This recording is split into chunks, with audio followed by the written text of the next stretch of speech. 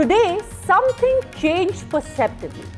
Because all of these months, India had been told that it could take its dead economy and go with Russia wherever it pleases. It had been told that it's a laundromat for Russia. It was also told that some Brahmins in the country were profiteering at the cost of perpetuating a war in Ukraine.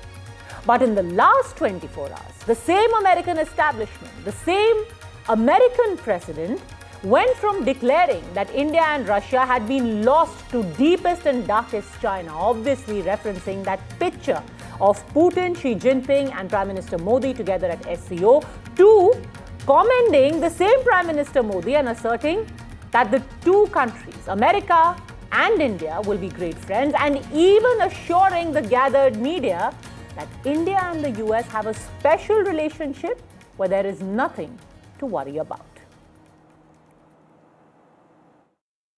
I always will. I'll always be friends with Modi. He's great. Prime Minister, he's great. I'll always be friends, but I just don't like what he's doing at this particular moment. But India and the United States have a special relationship. There's nothing to worry about. We just have moments on occasion. I get along very well with Modi, as you know. He's great. He was here a couple of months ago. In fact, we went to the Rose Garden and the grass was so soaking wet. Now, to be fair to him, Donald Trump has blown hot and cold for quite a bit now, but this time the difference was that the Indian Prime Minister responded. Prime Minister Modi today morning tweeted back saying that he reciprocates Trump's sentiments. This, remember, was his first direct statement to the US president since Trump imposed crippling 50% tariffs on India, supposedly as punishment. That 25% extra was penalty for doing business with Russia. Now, people have been left wondering, what does this mean? Does it mean that the same members of the Trump establishment, including the US president himself, are going to soften their stand? Does it mean that the entire laundromat of Russia allegation will slowly fall by the wayside? Or could there be yet another change of mood? What does this latest exchange signify? Does it mean that the trade deal between India and US, which had been put on pause for a while, is now back on track after an off-ramp? That really remains the biggest question on the minds of people of India and perhaps the government of India as well.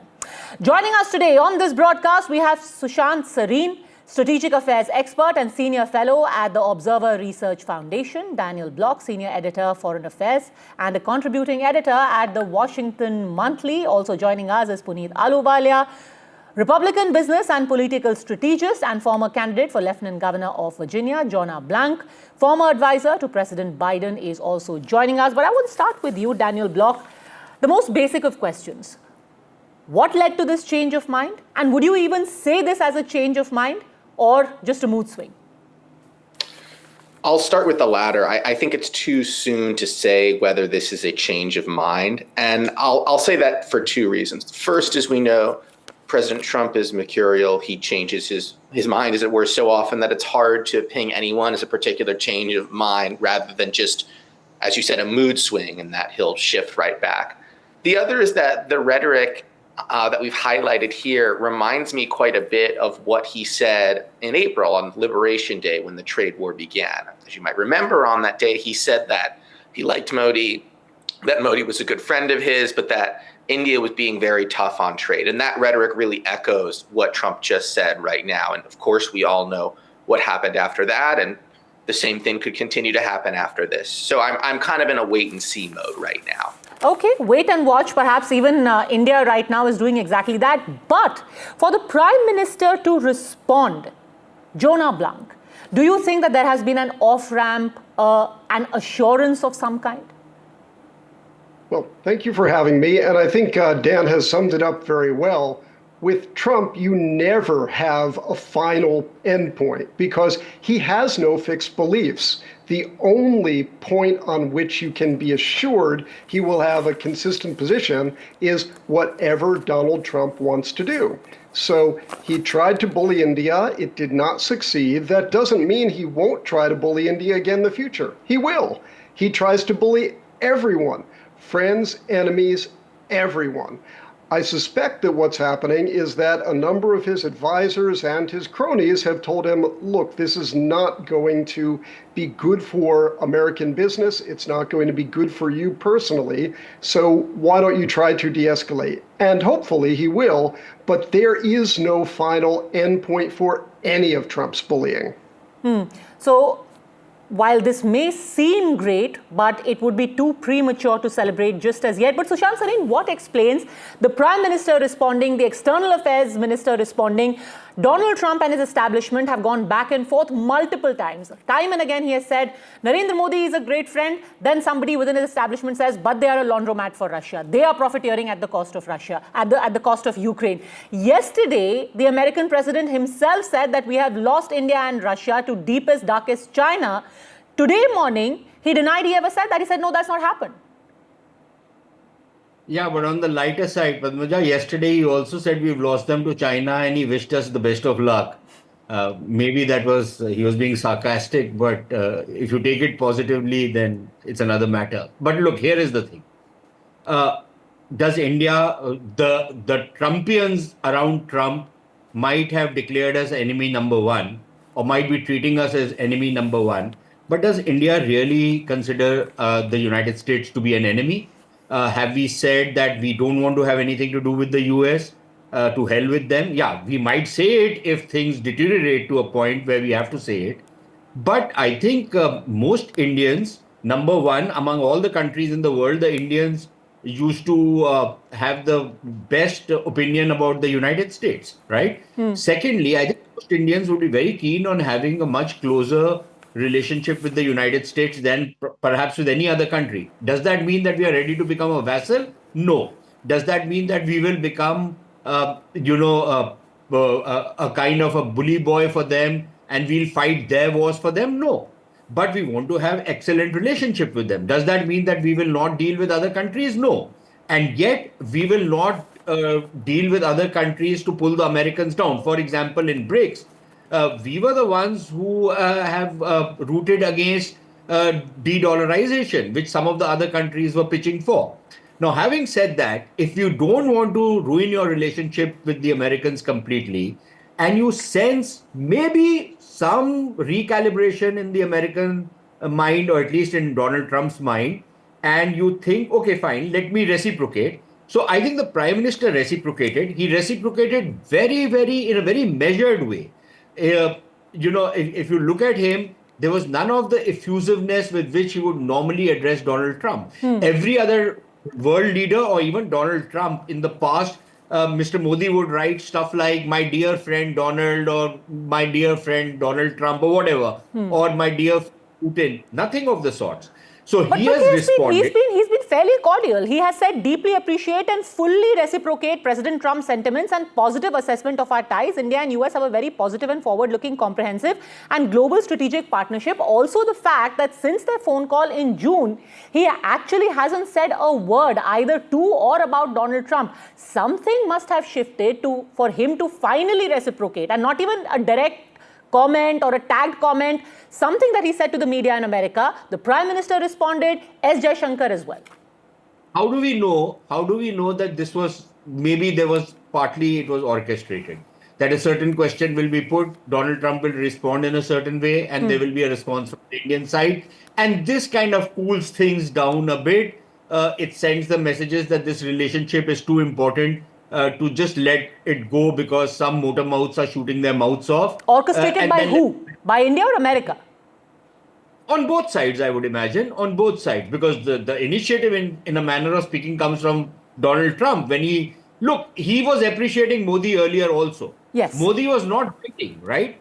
Modi responded only when Donald Trump, apart from appreciation, personal appreciation, said certain things that, the relationship with India is not gone. It's still very much alive. You don't need to be concerned. So he said something which, from an Indian perspective, sounded positive. Okay. And when there is a positive thing, the Prime Minister responds, because this is a very valuable relationship. Unless, so we're at least agreeing that this is not just another day in Trump land. At least maybe this was orchestrated by some side in order to de-escalate a little bit.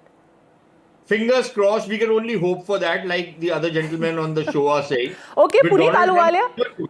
Yeah, By fingers, Monday fingers morning, crossed we- always. When dealing with America under Donald Trump, everyone's fingers are crossed all the time. But at least one hopes that there is the recognition, Puneet Ahluwalia, that Donald Trump has ended up burning his fingers. And it's not just us saying it. Practically everyone within America is saying it as well. That years of effort that have been put in trying to build a good relationship with India have just been thrown away.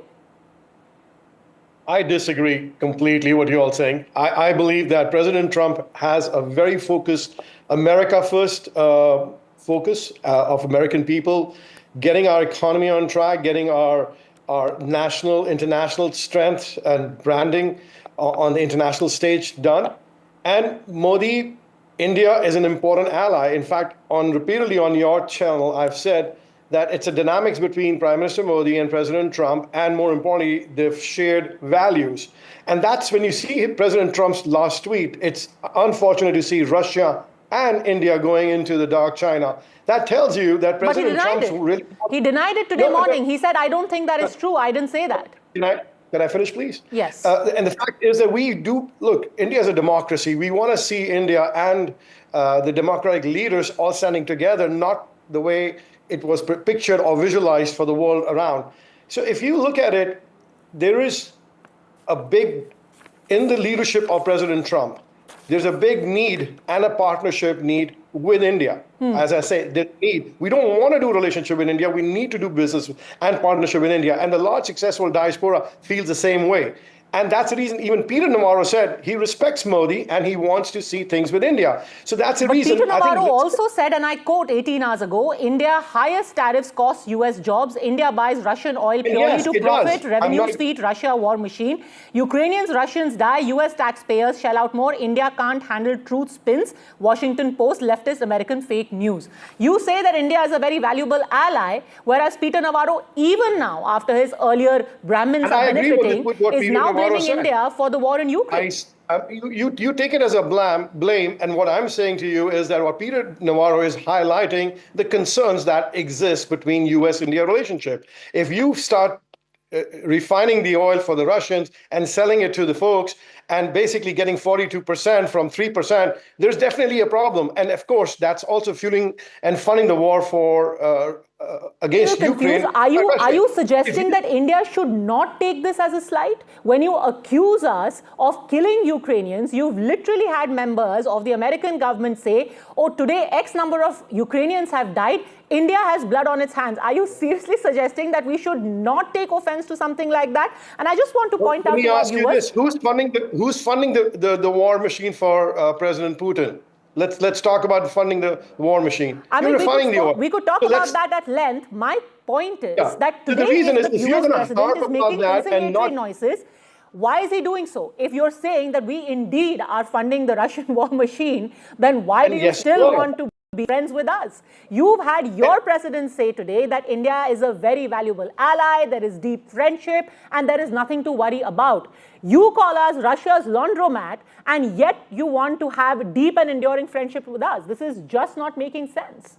We want to get to your common sense, and more importantly, the importance of keeping the balance and stopping the funding of Russians' war machine. That's what we're trying to do. Better hearts and minds to prevail in making sure that we are able to find a way that this war de-escalates in Europe. That's what we're trying to do. Honestly, I don't know about the sense in India, but let me get a sense from Jonah Blank as well. Are we not supposed to be offended? Are we supposed to take this, as a striking of balance while berating India of funding the Russian war machine, but also saying at the same time, you're a great country, Modi is a great guy, and we're supposed to say, well, thank you.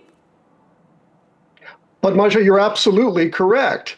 Of course Indians should be offended. Trump and his closest advisors are using blatantly offensive statements.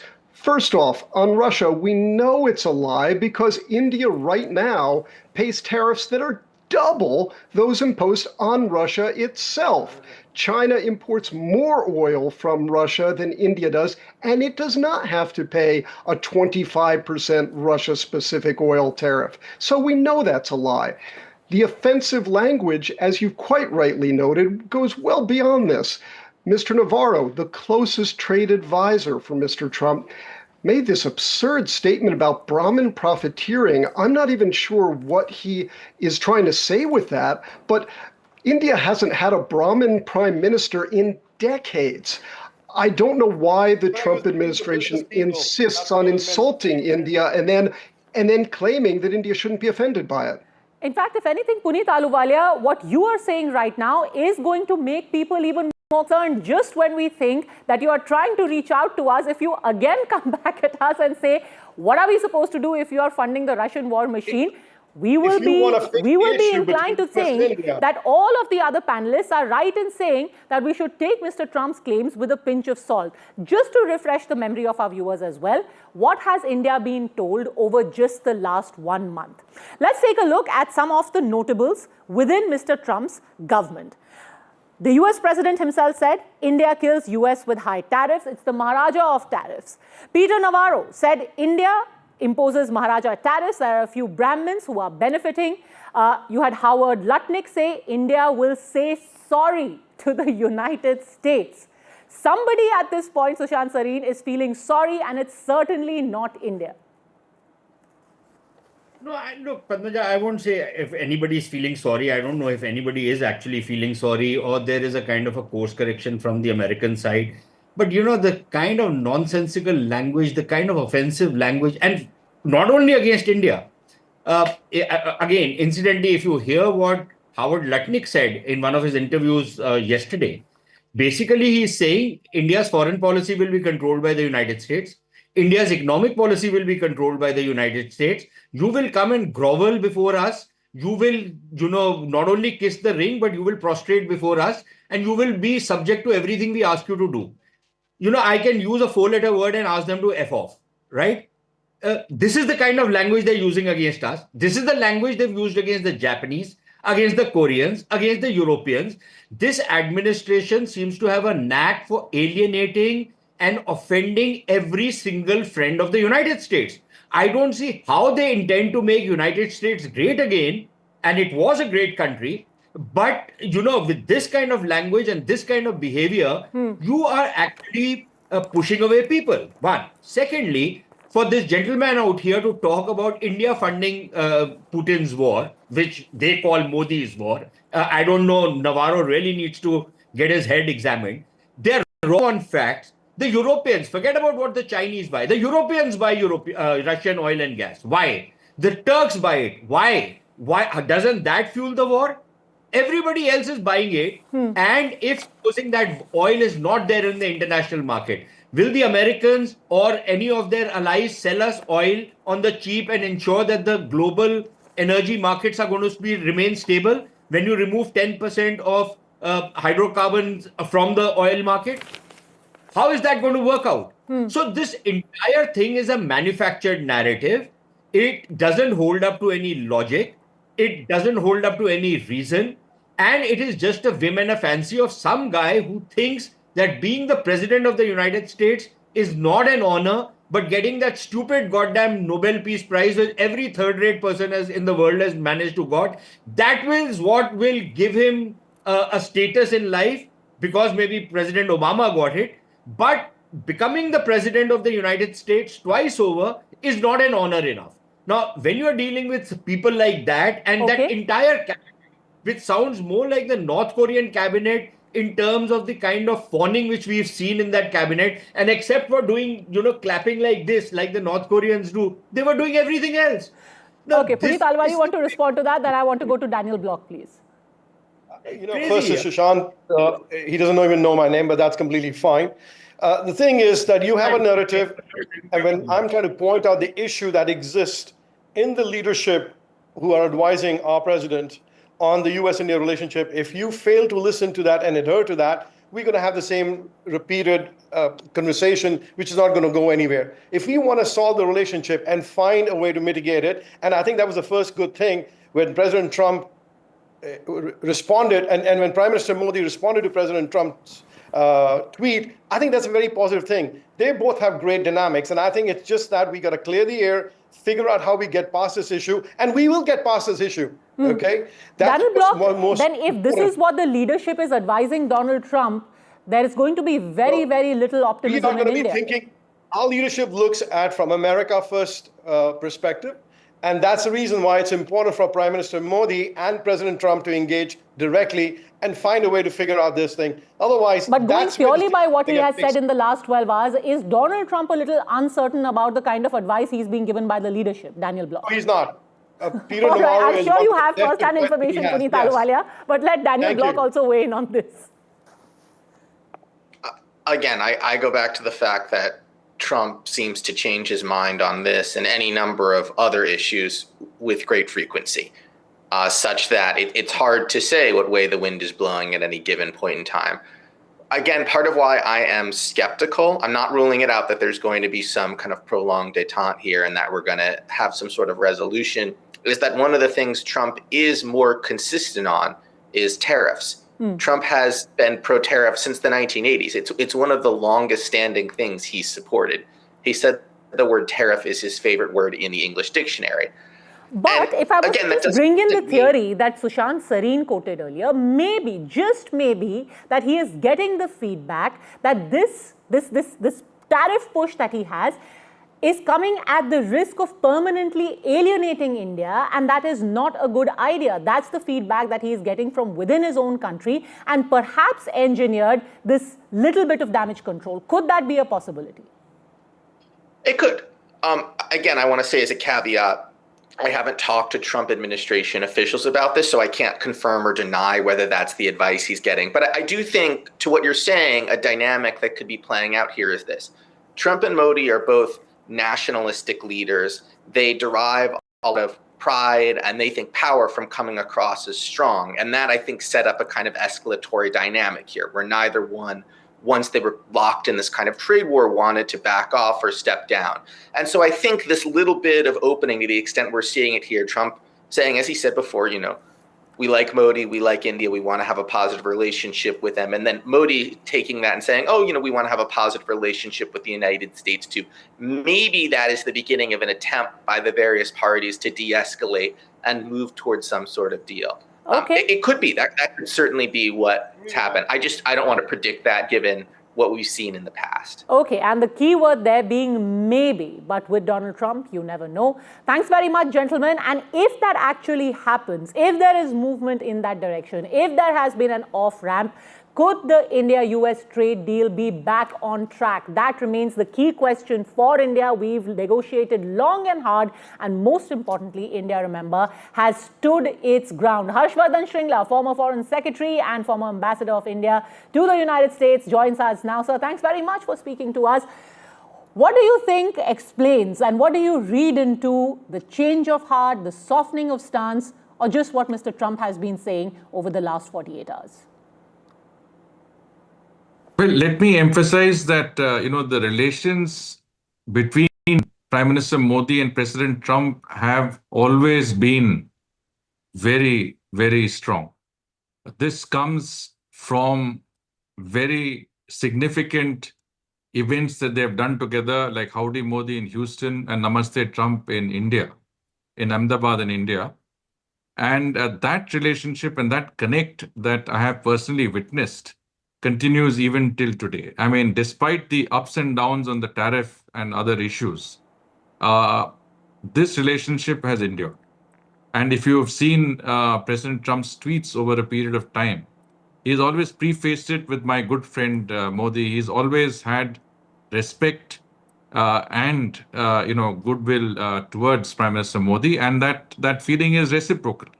And today's exchanges actually just corroborate the fact that these two leaders really are steering that relationship, and that their connect continues to be strong.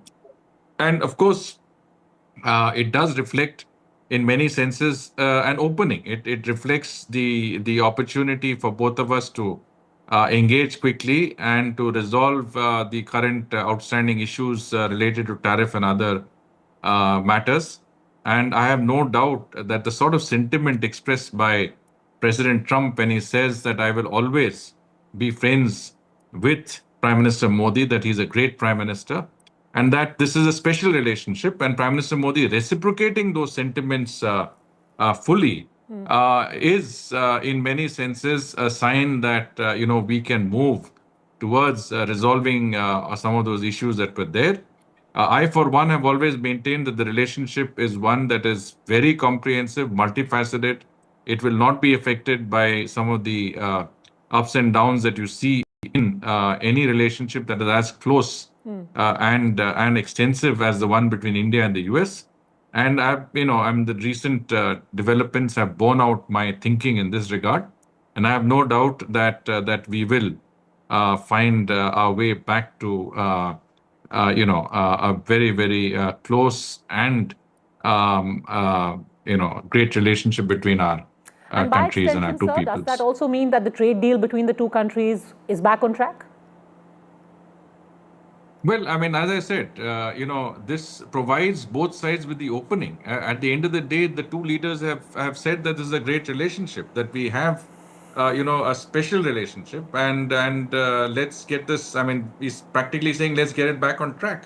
So it's for the two sides now to take it up from here and then move towards, as I said, resolving any outstanding issues and bringing the relationship, back where it belonged. Where it does belong, which is basically two vibrant democracies with similar values and principles, a very strong connect across the board, whether it is trade, investments, defense, technology, people-to-people contacts. Bring it back where it should be, which is a great relationship. But is it worrying at a time when both the leaders are being very cordial to each other? There are some in America who still, Howard Lutnick, for example, saying that ultimately India will have to say sorry. Does that cause any kind of worry, this kind of continuing rhetoric? President Trump is the president of the United States. We have to take what he says as being the face value of what the US is saying. And I have no doubt that others who are part of his cabinet, whether it's Howard Lutnick or Scott Bessent, will come around to saying the same things. Let us not be look for issues where there are none. These are members of President Trump's team, and they will echo what he's saying. And I have no doubt that you already saw a positive statement from Scott Bessent yesterday, and Howard Lutnick will follow.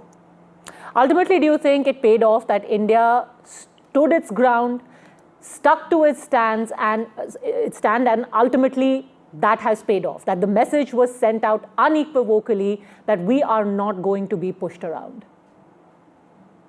No, I think, look, we are a country that stands on our own feet. We are a large country with we are an economic powerhouse on ourselves. There is a lot of emphasis on an Atmanirbhar Bharat. We're building our own capacities.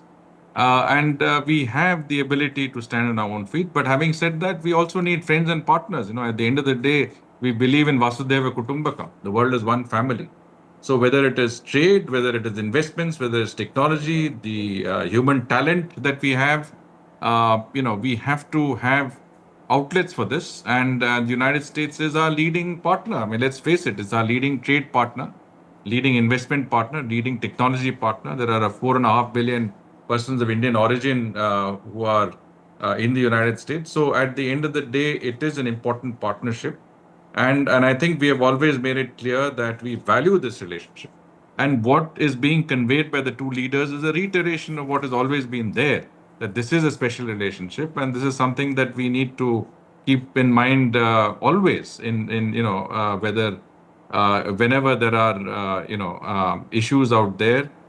We need to keep in mind that there is a larger relationship which is more important than some of the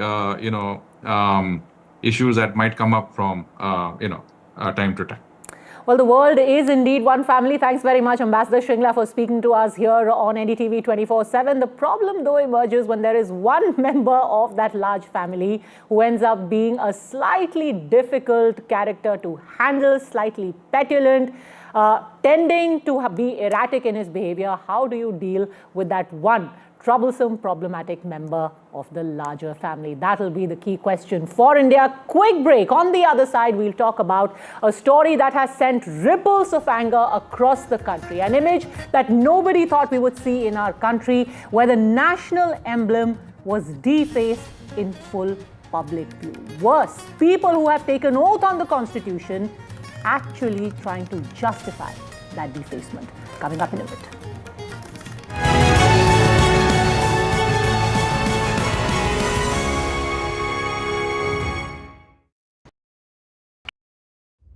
Vanakkam Tamil Nadu. Well, the battle for Tamil Nadu 2026 is open now.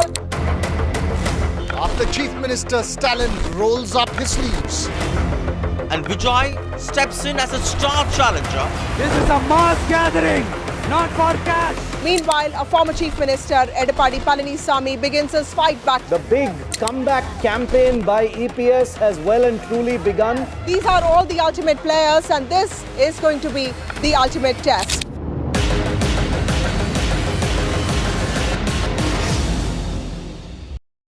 Before we began this episode, Vishnu was walking around this gun right now and having a really good time. Vishnu, the weapons. Let's talk about the weapons right now. No, I think the weapons are absolutely incredible. And Commodore, why don't you come in on this? This is an upgraded gun mount. Eventually, all of the ships of this class will have this upgraded gun mount. She carries BrahMos missiles, MR SAMs as well. How does this represent one of the most formidable capabilities for ships of this class, not just in the region, but anywhere in the world? So Vishnu, I would like to highlight one very important aspect in this class of ships, and that is the indigenous fire punch that we pack with us. Yeah. So weapons, sensors are very complex systems, and very few countries across the world have this capability to have very potent and very credible weapon and sensor package. So what the P-17 Alpha class of ship gets to the table is the fact that the larger majority of our weapons are indigenous. They are built.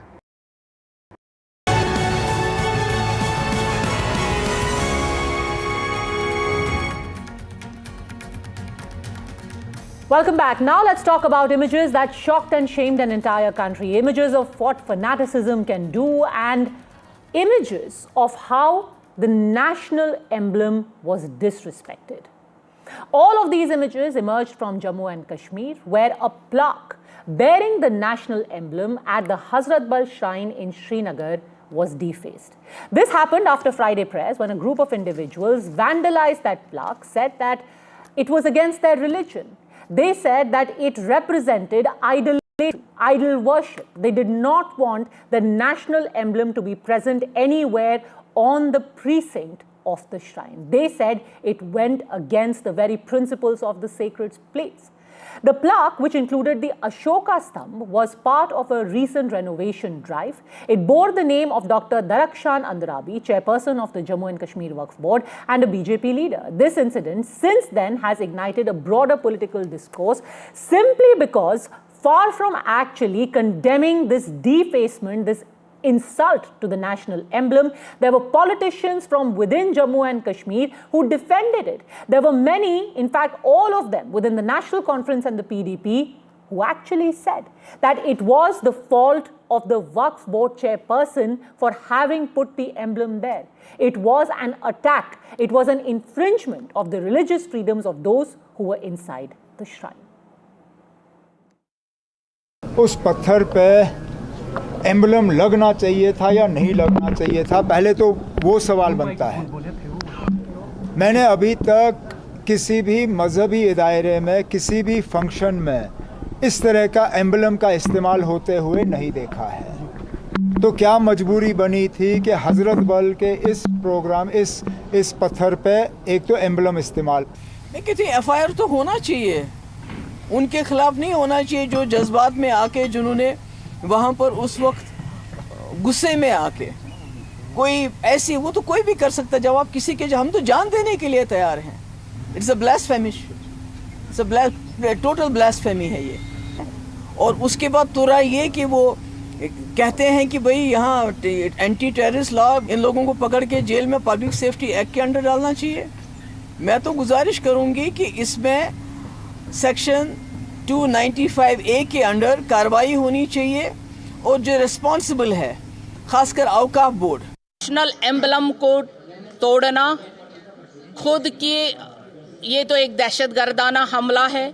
और एक सियासी party के गुंडे हैं जिन्होंने ये किया है। इन्हीं गुंडों ने पहले भी कश्मीर को तबाही की थी और आज भी वो खुल के दरगाह शरीफ में आ गए और हमारा जो ये एडमिनिस्ट्रेटर है ये मरते मरते बच गया। इनको भी उन्होंने हमला किया। को शर्म आनी चाहिए कि रिलीजियस सेंटिमेंट्स वो समझ नहीं रही हैं। अपने आप को ताजपोशी करना हज़रत बल के अंदर, उसके बाद हमारे जो तौहीद है उसके ऊपर हम किसी भी रिलीजियस प्लेसेस पे कोई भी स्कल्पचर नहीं रख सकते हैं। इतनी तो उनको समझ होनी चाहिए। इसके बरक्स कि वो माफ़ी मांगे लोगों से, लोगों के सामने लाके माफ़ी, वो FIR करवाना चाहती हैं उन बच्चों पे। ये रिलीजियस सेंटिमेंट है और किसी भी रिलीजियस सेंटिमेंट्स को अगर हर्ट करना है वो गलत बात है। जो चीज़ दरगाह आस्थान में नहीं होनी चाहिए, कोई भी स्कल्पचर नहीं होना चाहिए। एक दरगाह आस्थान है ये कोई गवर्नमेंट बिल्डिंग नहीं है। And the big question that we come to now is, how can somebody deface, insult the national emblem of India? Can the national emblem of a country be taken as a religious idol? Is this really idolation? Is this idol worship? Joining us now is RP Singh, spokesperson of the BJP. We have Sarfaraz Wani, lawyer and political analyst, joining us. But I want to start with Lieutenant General KJS Dhillon, former GOC of the 15th Corps, somebody who has seen Kashmir inside out. What do you think of this, sir? Do you really think that this was hurting their religious sentiments? Good evening, Padmaja, and good evening to the fellow panelists and all your viewers. Good evening, sir. See, without going into the religion or the politics of it, I would like to say, national emblem, the Ashoka Stamp, the Sarnath lines, is a national emblem which is present on all the documents of the government, including the passport which we travel on, including the currency which we use for our day-to-day living, buying up things, buying up clothes, even for travel. So if that is something to do with religion or that is against the religion, then we should not be using that currency, we should not be using that passport. So I think this is a thing where if you have an objection to it, there is a civilized way of putting forward your objection, a civilized way of sorting out the issue in a more peaceful, in a more calmer, more in a civil manner. Vandalizing national emblem, I think it hurts the feelings of every Indian, including the people who did it. So that is something which is not acceptable. And I am not talking on the religion because I generally don't talk on the religion politics.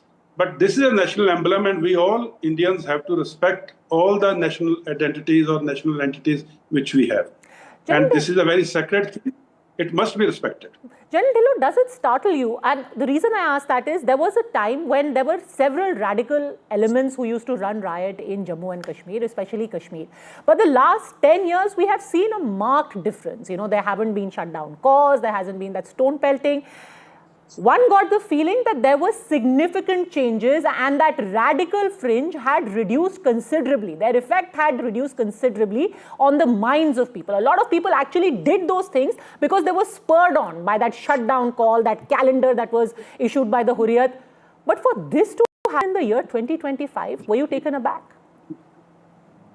See, the peace which has been there, especially after 2019, application of Article 370, which were disturbed by Pahalgam incident. Now, this type of fringe elements trying to come into the limelight by doing a vandalization like this, these are the early signs of any future trouble. So as administration, this must be curbed, this must be restricted, and this must be put down. Otherwise, what is the difference between us and the Taliban who brought down the Bamiyan Buddhas? That means every aspect to do with the history, with the culture, with the national entity, identity, it cannot be, so to say, so aligned with the religion feelings otherwise. If you have an issue, resolve it peacefully. Vandalization of national identity or national emblem is not the way to do it. If you think it's a sensitive issue, please resolve it. But don't get into this issue where you're trying to, again, awaken up or again uprise those feelings of separatism, of the Hurriyat type of bands and all. I think this is highly avoidable and this should be avoided. You know, the thing is, General Dhillon, and this is the hard truth. Most people, including myself, have been saying that these are fringe elements, but the fact is, look who's justifying it. The sitting Chief Minister of Jammu and Kashmir, somebody who has won elections, has been made the Chief Minister the democratic way, not by some separatists, not by any radical element. The Chief Minister is justifying it. The former Chief Minister is saying that this was blasphemy. To have the national emblem in Hazrat Bal was blasphemy. Then can we simply say that this is an action of a few? This is an action of the fringe. It is very much mainstream. Your Chief Minister is justifying it. Absolutely, ma'am. The politicians will play politics. The same people who contested the election, some won, some lost. They all signed the document or affidavit where they owed their allegiance to the Constitution. And on the first page of the Constitution, this emblem is there. So whether you are winning or losing or you are occupying a high office, the Constitution, the national emblem, the national identity remains supreme for any Indian, any national. And my point is only that we cannot disrespect any of the national signs or national insignias which identify with us and with what we identify as an Indian. So this is, I think, not a good thing to do. They should have resolved things more peacefully if at all they had an issue. This is not the way to go about, disrespecting your national identity. And a national emblem, by its very definition, is the emblem of the nation to which people of every religion belong. Let me open this up. Mr. RP saying, you're being accused today of deliberately trying to provoke people who were going in to pray. They were there at the shrine. This goes against their very religious principles. And this is not me saying it. This is the Chief Minister of Jammu and Kashmir saying, what business did your party member, who is the chairperson of the Waqf board there, have to install the national emblem there in a plaque? There's no place for this in a place of worship. Well, it's not issue of installing a national anthem or national emblem. It's a plaque which tells about that how after 40 years the dargah has been revamped or has been taken care. So it's simply a plaque and it mentions about the Waqf board and it carries the two emblems. It carries the emblem of the dargah also, the Waqf board also. But there's no question being raised on that. And I don't understand. How can national emblem be treated as a deity? I appreciate the sentiment when they say that they don't believe in deity and they don't do worship. They don't worship deity. But where is any deity in that emblem? It represents the nation and it has lion in it and the Ashoka Chakra in it. I don't understand. Sarfaraz Wani, would you care to enlighten us? Which god exactly was represented in the national emblem which you have taken offense to? Padmaja, the moot point here is something else. The moot point is, did the national emblem, was it right to put national emblem in a dargah? Why? Why not? I want to justify it first legally, that there is an act for it. As a lawyer, I will tell you there is a proper act, which is the Sanctity of the National Emblem Act 1950. And Section 3 of the act is very clear. Where can you put the national emblem? You can put it in highest government offices, which is the Parliament, which is the Supreme Court, which is the Raj Bhavan, which is the these high courts. So you cannot put it anywhere. It is a disrespect to the emblem itself. If you put national emblem in a school, even though the school is funded by government and it's a government property, you cannot. Because the national emblem is to be put in the offices of highest sanctity. Number first.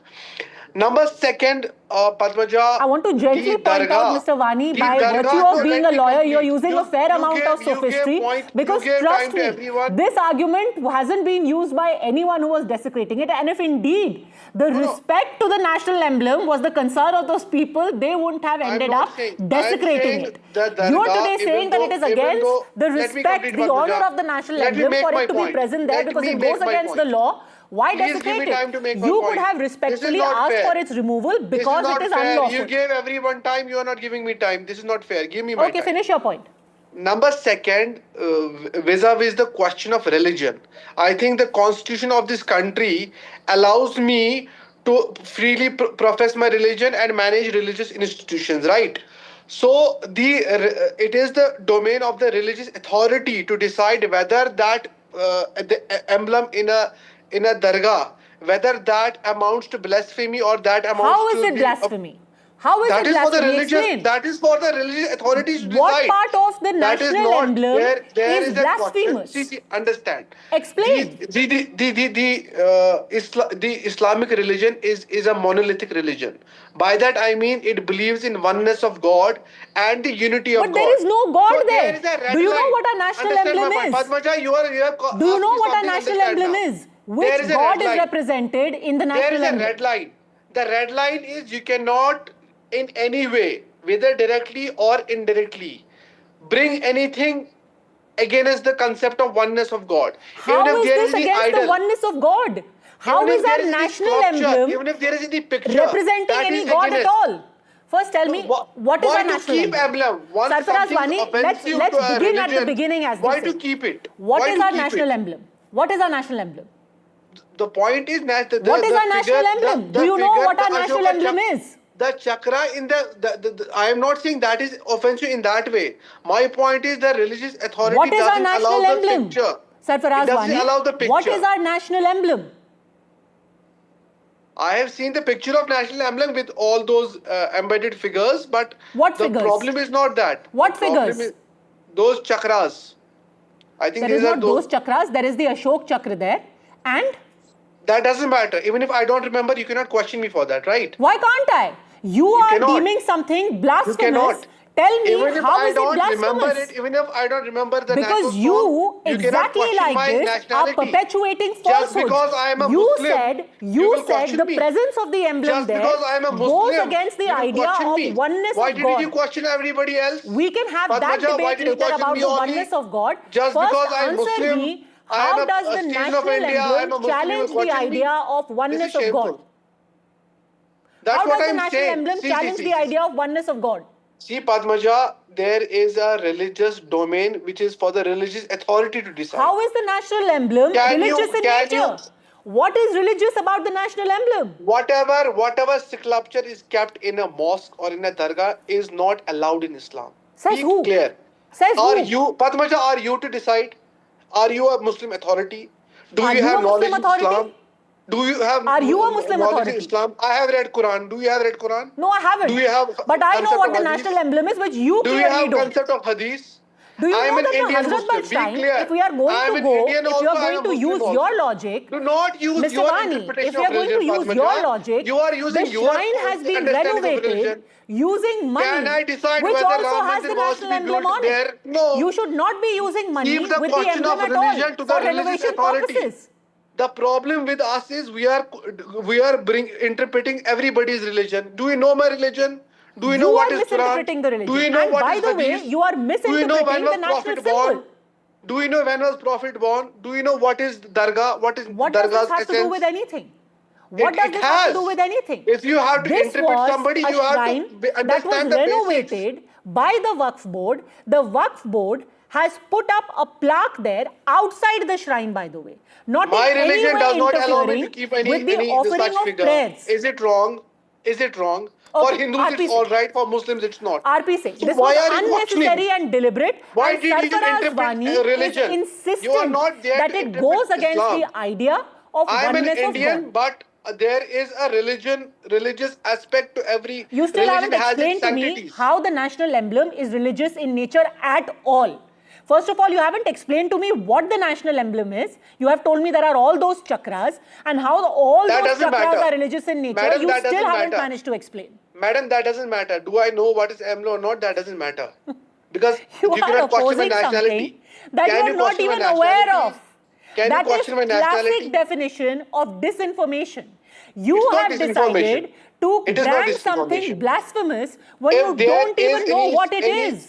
Anything encrypted is not allowed. No, basically Islam. your logic is anything which I don't like, I will not allow. No, and no, when no. challenged, I will call keep it Islam blasphemous. to scholars, That in a Islamic nutshell scholars. is your I don't need bigoted Padmaja little Joshi to argument interpret for Islam for everything, me, madam. Sarfaraz Wani. I don't need That is your Padmaja logic. Joshi to interpret I Quran. will decide I don't need what is Padmaja allowed, Joshi to and come when and I am challenged, interpret I Sunnah. will give the blanket explanation I don't that need it goes against my Padmaja religion Joshi to come and offer interpret absolutely no logic for it. We have enough scholars of Islam, madam. Hold on a second. RP We have Singh. enough scholars of Islam. RP Singh, sir, Please you are no give scholar religious- either. With the My greatest of constitution respect, you are no allows me scholar to either. interpret And this religion doesn't my even have way. to do anything with scholarship. It is purely about misinterpretation. Is the emblem religious in nature and goes against the idea of the oneness of God? RP Singh. Well, first, he said Sarfaraz Wani is a lawyer, he's an advocate. Sir, I'm the father of an advocate. My daughter is an advocate, and he has just given me this interpretation of the law, which categorically states that there's no binding on national emblem being put in any place. It's not, there is no binding on it. Can we put national emblem in every car? Can we put national emblem in every car? Please, Sir, I never interrupted you, Mr. No, I'm Wani. just asking Hold you, your sir, breath. clarify. You gave your point, and I never please did I clarify interrupt it. you. I will Stop tell you, haggling. I will put Mr. national Wani, emblem in Mr. every Wani, car of Mr. India. Wani, Is it allowed? Mr. No. Wani, Mr. Wani, There is hold your breath. sanctity of emblem, please. Don't शीशा mislead देखने की people. हिम्मत रखिए, sir. Don't mislead people, sir. Sarfaraz Wani, fortunately into for a our mirror. country, there are more lawyers than you in this country, and a young, bright lady lawyer has given an argument to RP Singh. Let him read it out. Go on, Mr. Singh. So it says no person can use emblem or intimation in way that creates impression of government endorsement or affiliation except with a proper authorization. I mean, this is there, but it doesn't hold from using it from any religious place or that way. And otherwise also, this is at the entry point, it's not inside. Sir, and read the act. I will read it for you. I will read it for you. What is the bad habit? Sir, please no interruption. Can I read it now? Yes. I read it? Let him finish. Let him finish, then I'll come back to you. Yes, Mr. Singh. I've gone through that and I said no mention of restricting the emblem used in religious sites. It includes act or its provision. But there's no restriction on that. But coming to the national emblem, I mean, dharma, there is a dharma chakra which talks about the eternal law. There is written Satyame Jyate which talks about truth alone trumps. So what is the problem? I mean, don't believe in truth? Don't you believe in eternal law? I mean, that's what even Islam teaches or preaches. But they are not talking about Islam. Actual problem is that there is some certain element who want to create an unrest in Jammu Kashmir. They are trying to use any reason or any tool to do that, and then that's why they found this. They found this as a reason. And then such a sad thing that had they had any problem, they could have approached the police. They could have approached the administration. But why to take law into your hand? As General Sahab rightly said, who authorizes you to take law into your hand? Right now, if I don't go by what you're saying, it's not that I'll come and beat you up. No, I'll file a case against you if I don't believe what you're saying. Sarfaraz Wani. There's a law. There's a law of the land. Sir, please have patience to hear my reply. Tomorrow, please. Tomorrow, if in Abu Dhabi we have a mandir, which was inaugurated by our own Prime Minister Modi some years back, the national flag of the Dubai is Allah written on it. Tomorrow, if the authorities there decide to inscript on a mandir the name of Allah, will that be okay to you? No, because it is against your own religion. You cannot inscript the name of any other god on it. So my point is, if it is emblem is my national emblem also. It is my national emblem also, sir. But understand my point.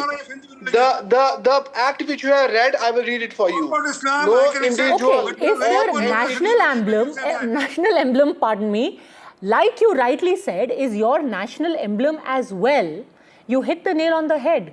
What is the problem? But it is not meant for dargahs. Madam, Why? it's not meant for dargahs. I will put it in my court, outside the court building. That's permissible, but it is not meant for dargahs. Okay, let me get an outside view. General Dhillon is the national emblem, and I could be totally wrong in this. With the Dharma Chakra, with the lions, is our national emblem to be compared to an idol in any way? Is it religious in nature? I could be completely wrong. Is there a religious significance to it? Ma'am, whatever the you have with anything, we are law-abiding citizens of a country where law is followed. In case an issue was there, either from this party or that party, there's a lawyer on the panel. There, Mr. R.P. Singh, who is father of a lawyer. So there is a way to resolve issues in the courts of law, in the police station. Taking the law into own hands and destroying something which may be a property of somebody else or which may be a national emblem, I don't think that is legal in this country, and that should not have happened. Defacing a national emblem is a very serious thing. As nationals, as Indians, we have a lot of respect for these issues, these entities. So we should never destroy or deface or vandalize a national emblem. If you have an issue with it, by all means, please sit down, resolve it. Waqf board people can come, the administrators can come, the religious people can come, the legal people can come and find a way out, peaceful way out. But this way, taking law into own hands and destroying something, I think this is not a done thing. And just by the way, sir, you said that I don't know if other people will be happy to have the national emblem at their place of worship. I can only speak for myself. I would have absolutely no problem having the national emblem proudly displayed at every single place of worship. And I reiterate, it's got nothing to do with the Hindu religion. It's our national emblem. It deserves pride of place every single place in our country. Government offices at the मस्जिद पे आप पाकिस्तान का झंडा लहराना मानते हैं? अभी हाल में Palestine का झंडा लहरा रहे थे वहां पर, अभी हाल में just few months back आप पैलेस्टीन का झंडा लहरा रहे थे वहां पर, वो ठीक था क्या? And Sarfaraz Wani, you know, 33 crores have been spent by the government in renovating. This should have been an example of syncretism, where every place of worship, irrespective of who it belongs to, is the responsibility of the state. The emblem is a symbol of the state. It's a symbol of the country. The same country that treats everyone alike, that has renovated this dargah, this shrine as well. To give it any other color would be the biggest disservice. Padmaja, just because a body or an institution is being regulated by state doesn't make it state. Section 12, Article 12 of our Constitution is very clear, which defines what is a state. So if anything is being funded by government or regulated by a statute, which is the Waqf Act, that doesn't make it state. So my point is simple. Just because dargah is being either funded or regulated by government, it is not state at all. Emblem is only meant for state I will just buildings. end by saying this. I have seen in multiple mosques in America, in Europe, where the symbol of the state, where their national emblem, their national flag is proudly displayed. I don't see what is the problem in India.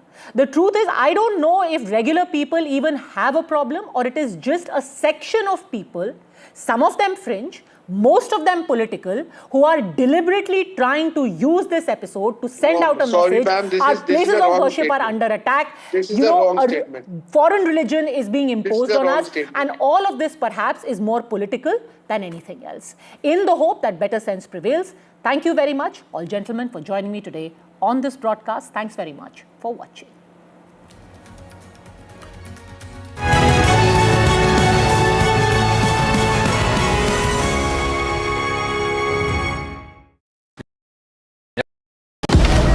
Breaking news का जमाना है, सबको तिल का ताड़ और राई का पहाड़ बनाना है। ऐसे में जनता के जूते के अंदर फंसा कंकड़ कौन देखे? बड़े बड़े मुद्दों के शोर में जमीन से जुड़े मुद्दे अक्सर खो जाते हैं। लेकिन देश तरक्की तब करता है जब जनता के माथे की शिकन हमारी हेडलाइंस बनती है। मैं सैयद सुहेल भारत को जीता हूं, भारत की बात बताता हूं। NDTV इंडिया पर। Presenting the all-knowing, all-powerful Tech Guru. Whoa. Guru? I'm no guru. Okay. I'm just a guy who loves his tech. A show where the mysteries of megabytes and motherboards shall be unraveled. Bro, nobody talks like that anymore. This is all about connected ecosystems, EVs and AI that you can use in your daily lives. We aren't talking about time travel yet. Gadgets tested under extreme conditions. But why? I review tech for people like you and now turning our focus to a special story on the dangers of artificial intelligence and mental health, especially when it comes to the mental health of young people. This is after a tragic teen suicide in the United States, which has raised concerns, in fact, sent shockwaves across the world about how AI chatbots are playing a crucial role in youngsters' lives. Now, this is 16-year-old Adam Rain, who died by suicide in April.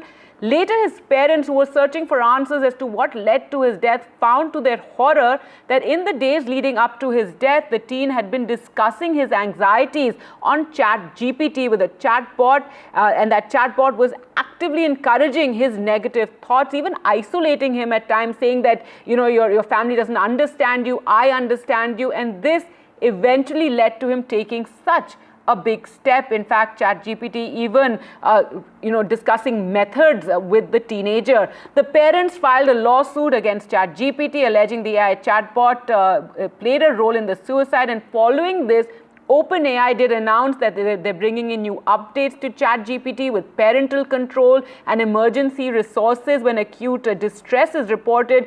Social media platform Meta too has announced some measures for minors.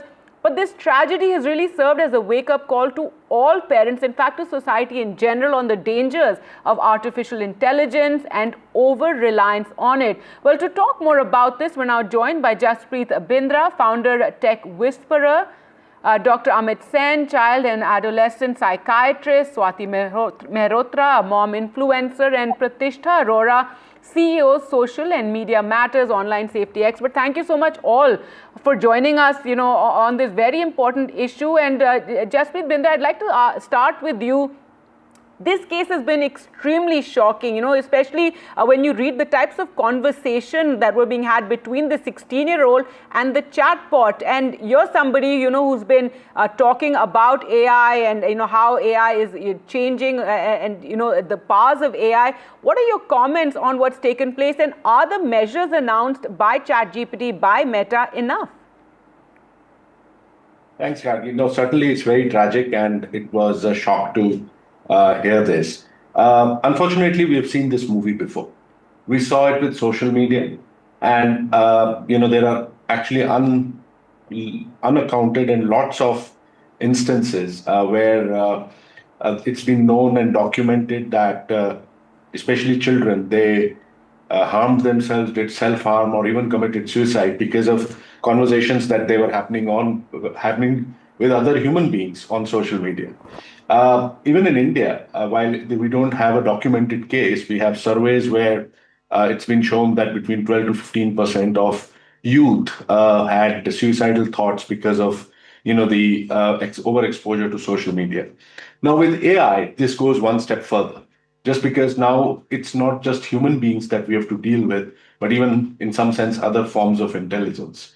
The only, in this tragic thing, the only silver lining that I can think of is that we've hopefully caught this malaise early.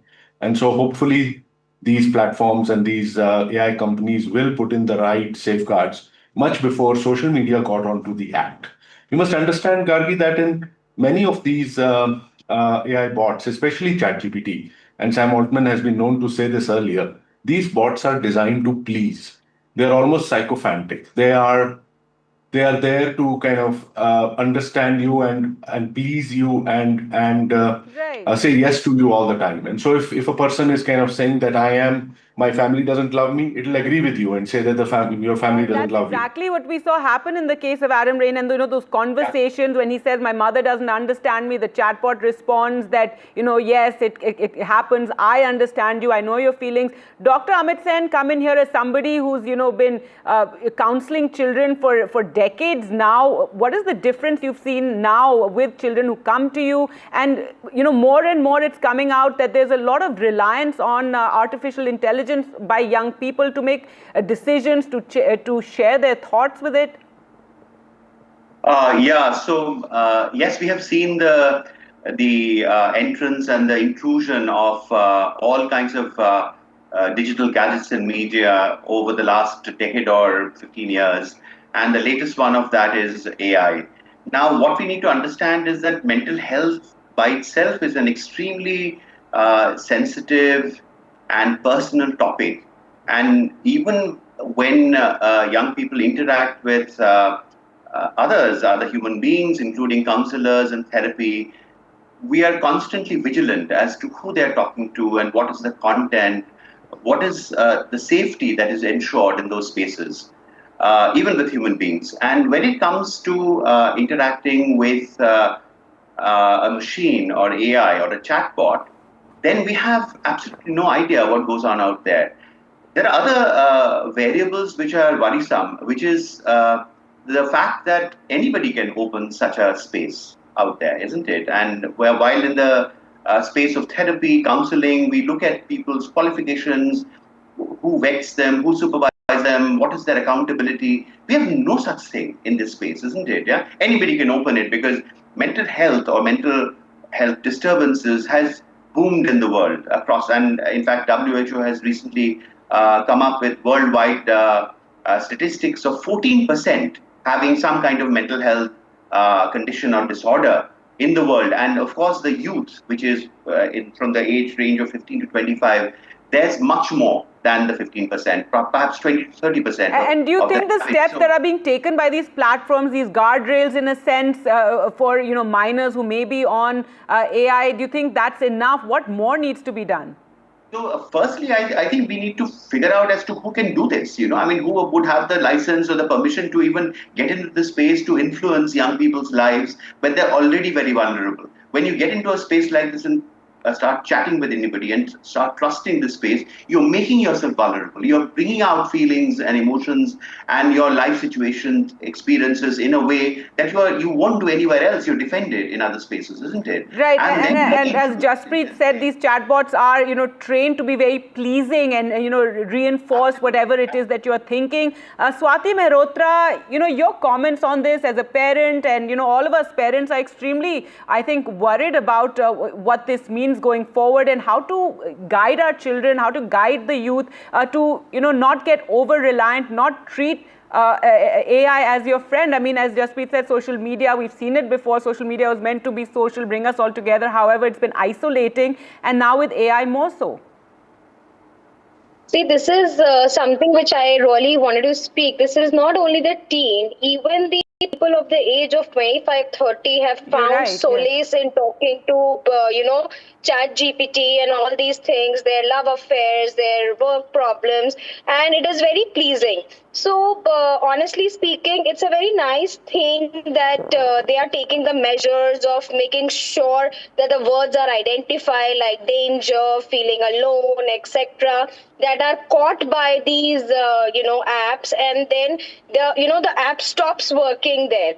The version stops working there. So the thing is very important. But as a mother of a toddler, I feel it is responsibility of all the parents to start connecting to their kids to human touch, the human feelings. Starting from the beginning itself, it's very important in the house that we start talking to each other, we discuss, we understand that, the kid is undergoing some pressure, there is some issues. So it is a prerogative of parents also. We can't just blame it on technology. The technology is for our benefits and not to actually start confiding. You remember the time when we used to go to the school and we were asked not to talk to the strangers. Be aware. There was a code word. There was certain... Yeah, so those kind of, things should be imparted in the kids at the home level. That's what I really feel being a parent myself. Right. Pratishta Arora come in here, and yes, a very good point made by Swati is that it's not just the teens, young people are using AI for all sorts of therapy, advice, pros and cons of life decisions. A young person even told me he uses it to chat on dating apps. So, all this is all very concerning, your comments here, and what do parents need to do? Yeah, hi. I think so here we need to first understand, are we talking about the dangers of AI or responsible AI, right? There are two ways to look at it, because technology will advance. As we grow, technology will advance, but we need to have the right safety mechanisms over there. And it's a platform to kind of maybe understand what is the available resources and information, but not to be misused, right? I really resonate with what Swati has said, that parental influence makes a lot of impact on children as well.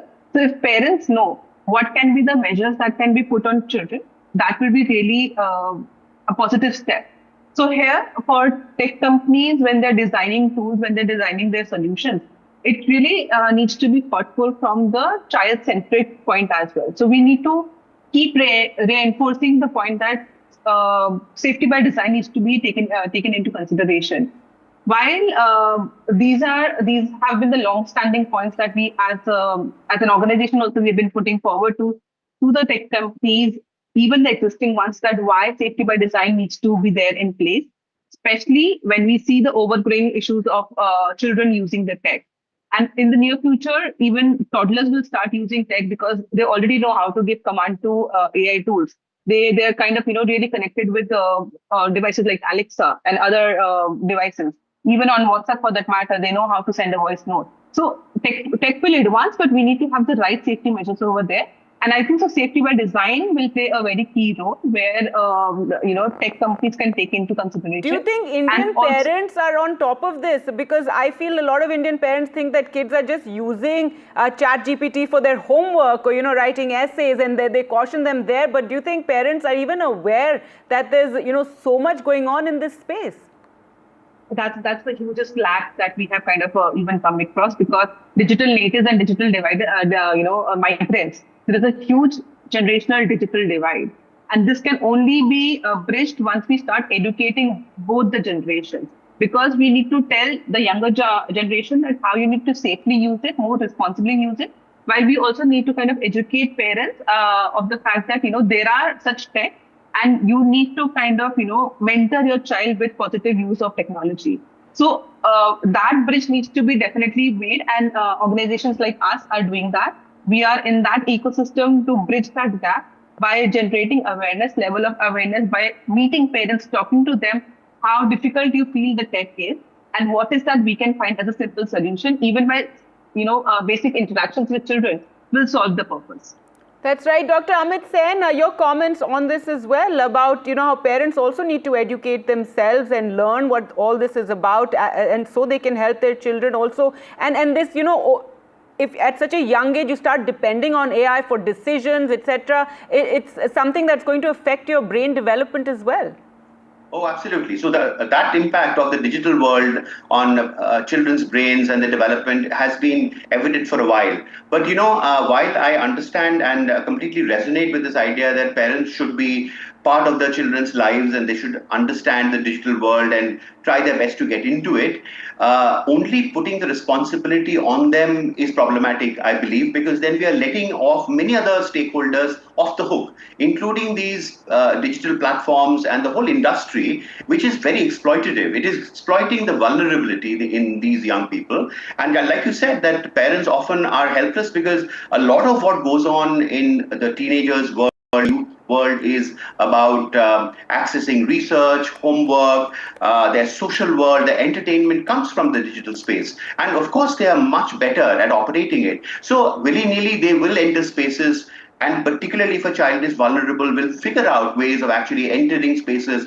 if nobody is there to hear them out. Here, the parents' role is important. If indeed they see young people go through emotionally turbulent or behaviorally turbulent phases, it's important to connect to them. It's important to understand what they're going through. And the whole understanding of mental health as such is central to the growth and development of our children. And parents have a role, the school has a role, our state has a role, the policies that we make have a role, safety, public transport in parks, everybody has a role there. So parent bashing alone is problematic, I believe, because it puts a huge burden on parents alone. So it has to be a multi-stakeholder approach to this. I think we need to understand, the basic. Well, Jaspreet, I'd like you to come in here, and we're talking a lot of gloom and doom, but AI is something we cannot, stop. It is, I remember speaking to you a year or two ago, and you said exponential development is going to take place. We are already seeing that AI is getting smarter and smarter, and we have to just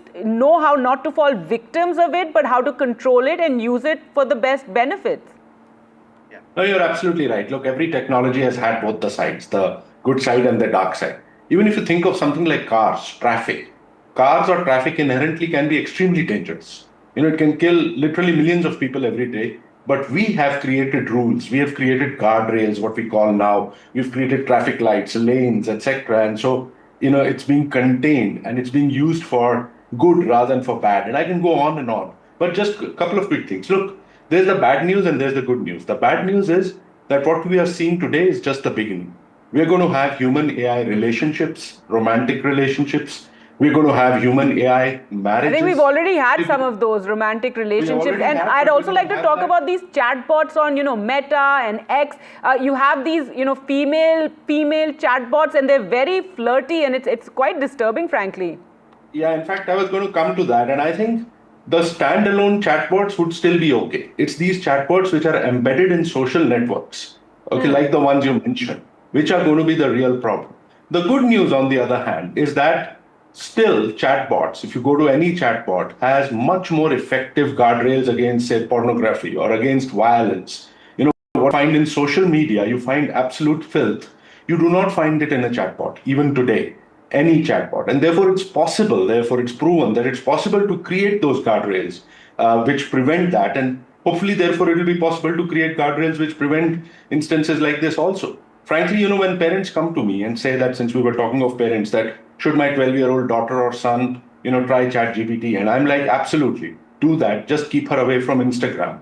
And so I think we are kind of sometimes looking at this as the as a bogeyman, that it's kind of doing everything, while I think controlling it has been done, and it's possible to do to a large extent, both by the tech companies as well as by parents, as well as by other stakeholders in society.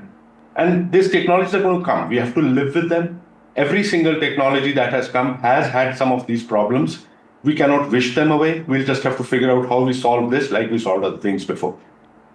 All right. Well, thank you so much all for joining us on this very, very important discussion. Extremely tragic, the death of 16-year-old Adam Rain, and really a wake-up call to all of us, to society, to parents, even to young people on, how to negotiate as this world of artificial intelligence that's just getting bigger and bigger. Thanks again for joining us on the program. Thank you.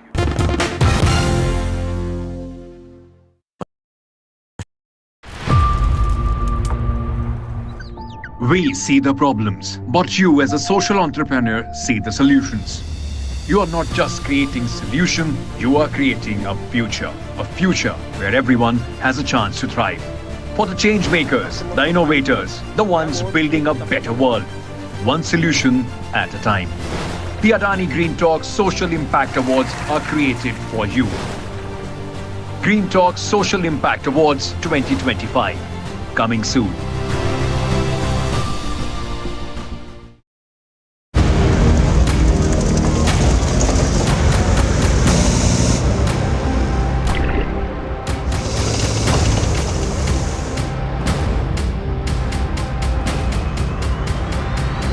Welcome to my unit. So I'll just brief you through the mechanized platform of the Indian Army that we have here.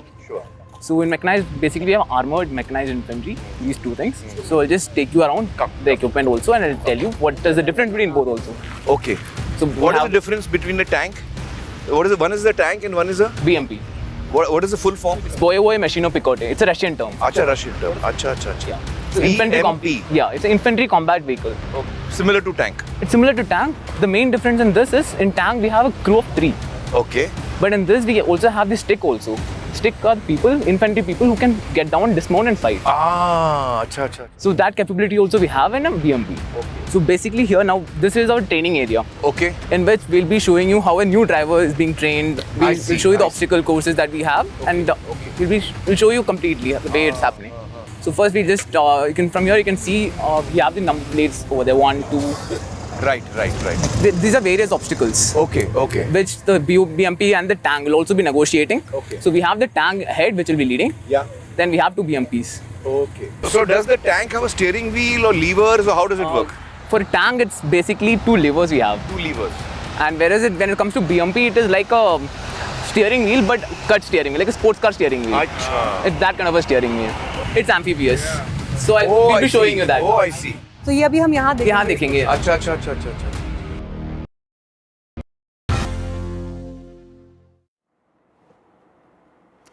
Welcome back. Breaking news coming in at this point of time. There has been a blast in a cricket stadium in Pakistan. At least one person has lost their life and several people have been injured in this particular blast. We have Aditya Raj call on the phone line to get us more on this. Aditya, take us through the details. Yes, very dramatic visuals coming in of the IED blast that has taken place in Pakistan's Khyber Pakhtunkhwa.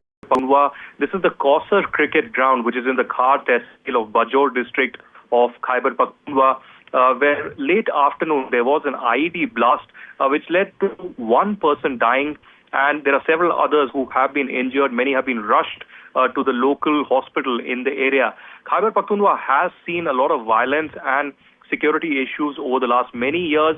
No group has claimed responsibility as of now, but the ISIS as well as the Taliban, Pakistani Taliban, have been very active in this region. Other splinter groups also very active. Almost on a daily basis, there have been attacks and IED blasts that have been witnessed in Khyber Pakhtunkhwa. There was another attempt to attack a police station in Khyber Pakhtunkhwa, but that failed and the assault missed its mark. Initial investigations are continuing at this particular stage. But certainly yet another blast taking place in Pakistan's Khyber Pakhtunkhwa. This is in the northwestern region of Pakistan. And of course, one person dying, several others have been injured. And the dramatic visuals clearly indicate the moment the blast took place and there was a complete, fear and panic and people running for their lives. And of course, the priority, of course, for the local forces is to secure the area and try to reveal and find the perpetrators. Thank you very much for getting us all those details.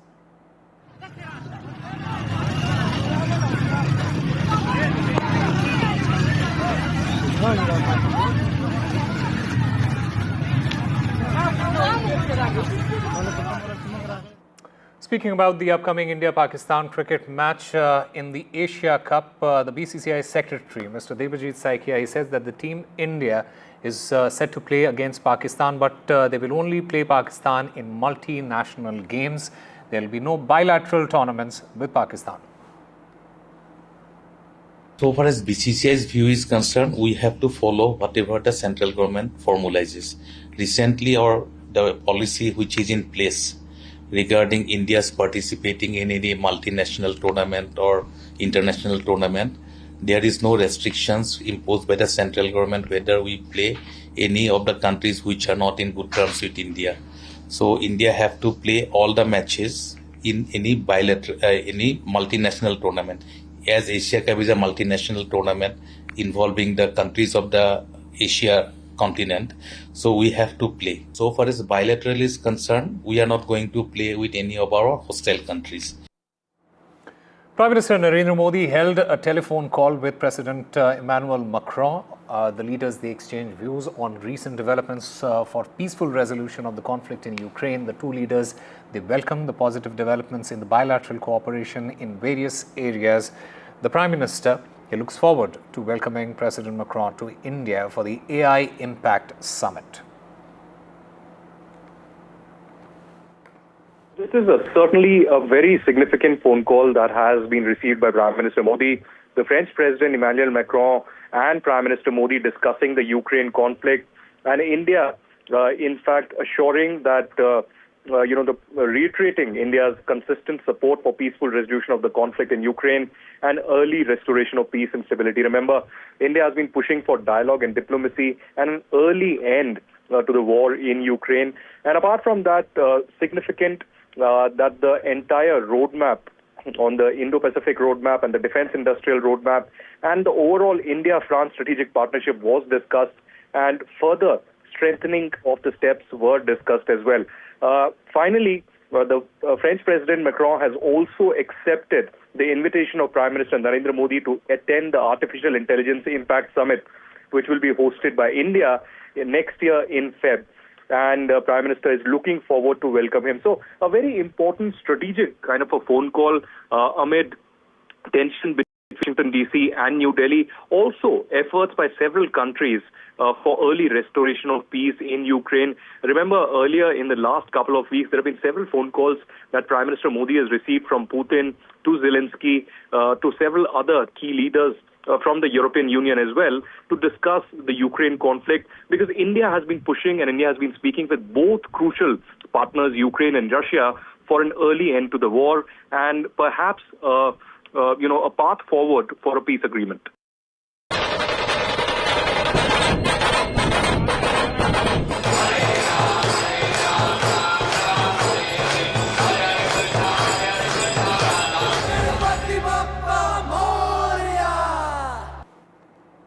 Well, 10-day festivities of the Ganesh Utsav, it ends today. The Ganesh Visarjan, it is taking place. Preparations are currently underway in Mumbai for the Visarjan.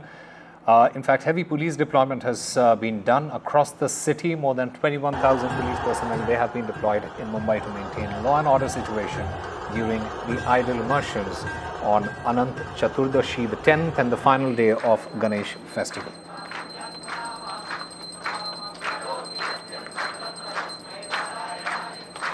Fast approaching here in Mumbai, and this is considered to be the peak time for the crowd to swell up around all of those places which are the designated immersion spots named by the BMC. You can clearly see on your screen the massive number of people that are present here on the street, which leads towards the Girgaon Party, one of the most popular immersion spots here in Mumbai. There are many such similar spots across the city, but considering that this is one of the more prominent ones in South Mumbai, as you can see on your screen, multiple Ganesh mandals, big or small, choose this particular spot to immerse or to conduct the procedure of the Visarjan. What is important to understand is the amount of discipline that the people have shown and that the police has been able to get from the people. As you can clearly see on your screen right now, there are multiple Ganesh that are coming one after the other for the last 3 hours, right? And yet, we are not seeing any sort of an untowardly activity happening as of yet, and it's been close to it's been close to 7 to 8 hours since massive crowds started to gather not just here but across the city. But fortunately, no sort of an unfortunate or untoward accident has come to our notice. With camera person Rajendra Dalkar, this is Anuj Rai for NDTV from Mumbai's Girgaon Chowpatty.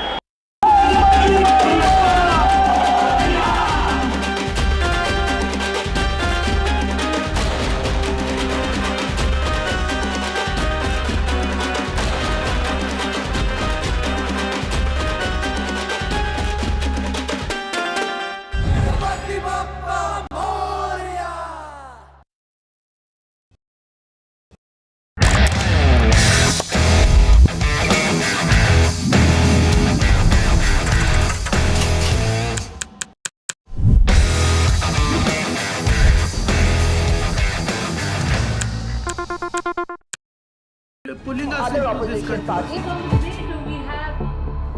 They argue, I conclude. They deflect, I drill down.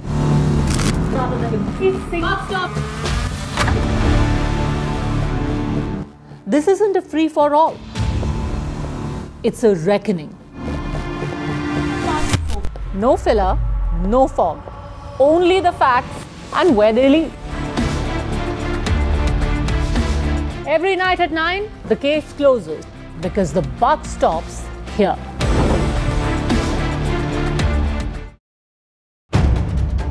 If it matters to you, if it matters to you, if it matters to you, it matters to India, it matters to India, and it matters to me, and it matters to me. India Matters with Shivaru, only on NDTV 24/7. Captain Chakravarti, not one but 2 warships. That's amazing. Vishnu and I, through our careers, have been to many commissionings. Vishnu a few more than me because he's slightly older than me. He wants to rub that in. But that's just a side dig. Carry on with the... Yeah, but 2 ships is incredible. I mean, that's, tell us why that is so significant. The Indian Navy with its huge expanding responsibilities is hungry for more ships. So getting 2 ships at the same time is a bonus, isn't it, sir? Yeah, of course. Like you said it yourself, the responsibilities are increasing. Indian Ocean is where the action is happening, and Indian Ocean is going to be the future playground for all the, not just the navies, the nations around the world. And Indian Navy, as the preferred security partner, is very active in this area. Given the responsibility and the large area that is, the number of assets is required. And that's the reason we are getting these warships. They're not just numbers, it's not just the quantity, it's the quality of these warships also, because they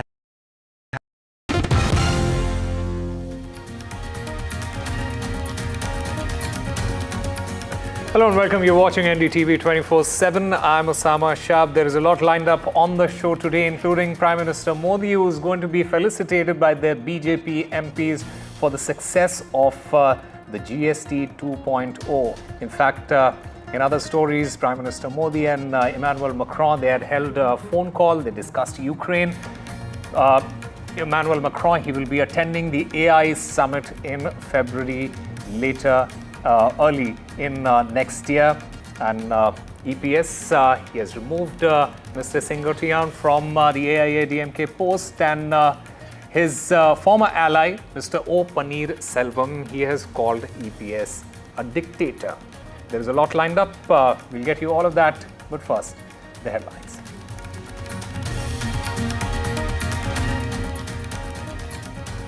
Prime Minister Narendra Modi to be felicitated by the BJP MPs for the success of the rehaul of GST.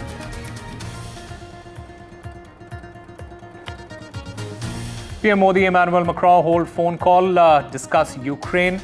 Macron will attend the AI summit in February 2026.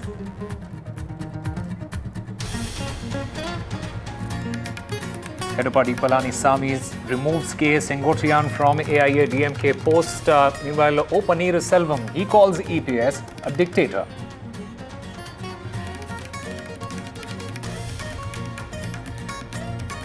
TVK Chief Actor Vijay's tour to start from Trichy. This is a statewide tour that will start from 13th of September.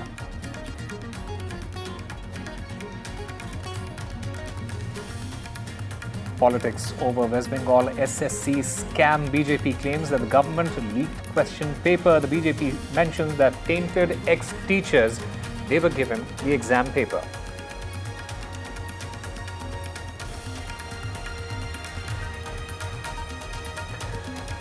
Actor Sonu Sood speaks exclusively to NDTV on the Save Abhijot campaign. He says that he's happy to see the campaign and that he wanted to help Abhijot and others.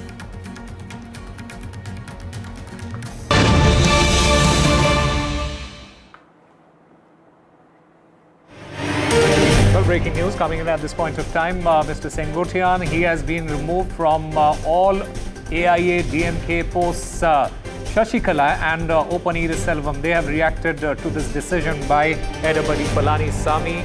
OPS, he says that this is height of dictatorship. He also adds that people will teach a lesson to EPS in the upcoming assembly elections. Meanwhile, Shashikala, she calls it a childish move, saying that it does not serve the party welfare.